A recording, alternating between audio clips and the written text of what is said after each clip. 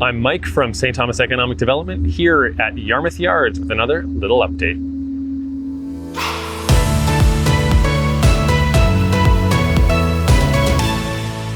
Okay, we're here on Yarmouth Yards on the rail yard that is going to be next to the PowerCo facility, and we're joined today by Pat Anckaert. Pat, how's it going? Good. How about you, Mike? Doing very well. Thanks for joining us today. Pat, we were wondering if you could give us a bit of a status update on this project. I see a lot more rail than when we were here last time. Yeah, definitely a lot more rail. So what we're standing here on right now is actually what we call the inbound, outbound, and runaround tracks.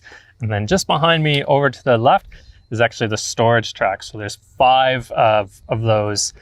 In terms of schedule, yeah, we're looking to wrap this project up in about October of this year.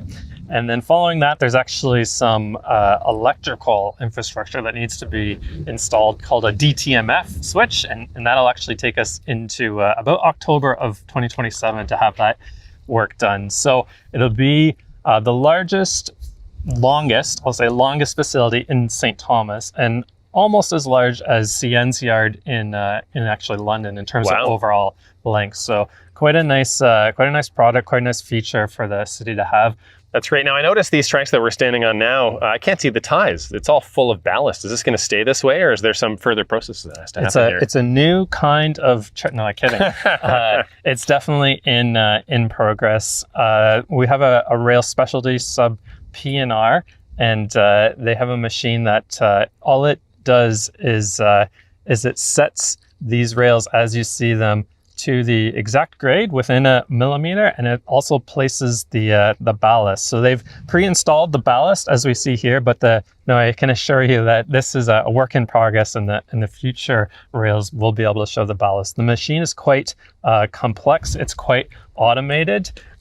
But you can imagine it does the work of 10 workers as opposed to 1. So it's quite a lot faster to put rail in these days than it was 100 years ago. Well, that is good. And it sounds like an interesting machine. We'll have to get back to try to cover that for sure.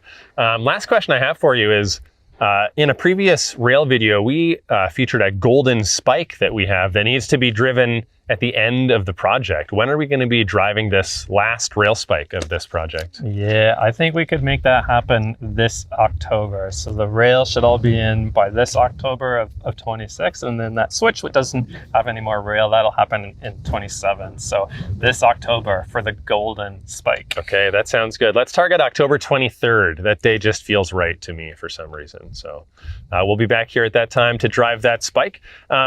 Pat, thanks for joining us today. Thank you so much for watching our videos. Please like our videos on YouTube, and don't forget to smash that subscribe button.